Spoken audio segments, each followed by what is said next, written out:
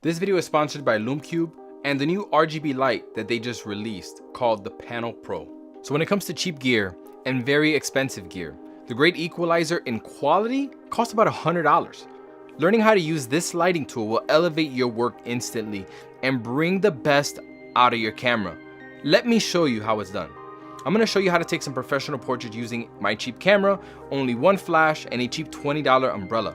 I'm gonna go over the gear specifics and the settings that I used later on in the video. So let's start with the most important part, light position. I made a whole video on this topic and I highly recommend you check it out. I'll leave a link down below, but personally I think light looks best when it comes from a 45-degree angle, slightly angled down towards the model. Things that you need to have on point.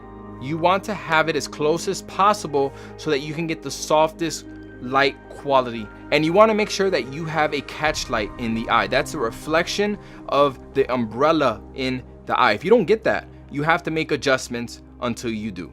I'm going to show you that changing the model's distance from the background will make a huge difference in the outcome. First, let's put her up against the white backdrop. When you do this, you are going to be capturing the shadow right next to her in the photo. Depending on your personal taste, you may or may not like this look. I personally think it looks okay. When you ask the model to take a couple steps away from the background, I would say around a foot away, you're going to be getting a softer, more pleasant shadow fall off onto the backdrop. And in my opinion, it looks better than when she was up against the wall. Now, when you ask the model to stand about 4 feet away from the backdrop or the wall that you're using, you're going to be eliminating her shadow from the photo. And unlike a more directional light source, an umbrella is spreading the light in every direction, and you're going to be getting a nice, soft gradient of light on the background. In my opinion, this one looks best, but none of these are bad. It just depends on the look that you want for your photo. Okay, since we're on the topic of lighting, do you see that nice purple kicker light that I got going on here? Let me tell you about this new RGB light that LumeCube just released. It's called the Panel Pro, and it's the largest light panel in their lineup currently, and it produces some really nice soft light. This is a very slim and portable RGB light designed for photographers and videographers. This RGB light gives you 360 color options with a color temperature range from 3000K to 5700K. It has some creative modes for video, like it emulates what a siren would look like, a fire, and lightning. It weighs 200 grams, has 4 quarter thread mounting options, and has a really long lasting battery. This light is Bluetooth compatible, and using the LumeCube app, you'll be able to control as many of these panels as you want, all while being able to tweak your color and settings from your phone. Just by testing it here in my office using the app, I think I found myself a new light for my studio, either as a kicker or a background light to set the mood in here. This Panel Pro will be available at a discounted rate of $199 in their limited stock launch. Once those sell out, it's going to be available in early December for $229. So you don't want to miss out on saving some money. Click the link down below to see more on this panel. So let's go over the settings that I used in this video. The settings that I used were ISO 100, f3.5, and 1/200 shutter speed. And my intention was just to kill the lights that I have in my studio so it didn't affect my exposure.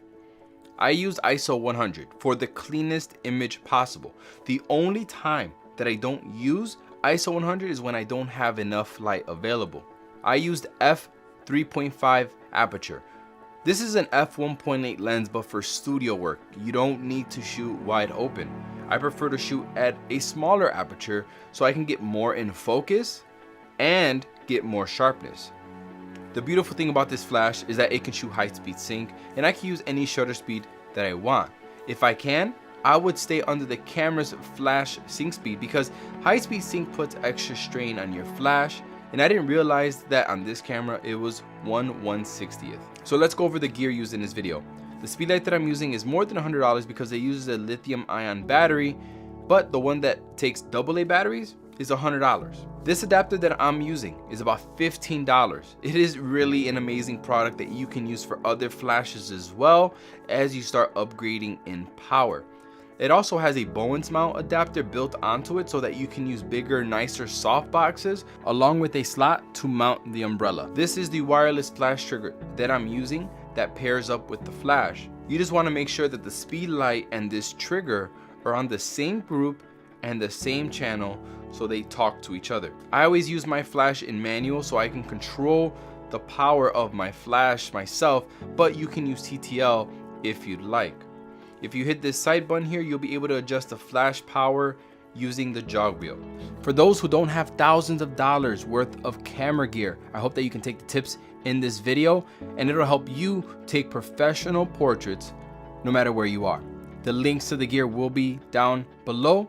Thank you for watching, and I'll see you in the next tutorial.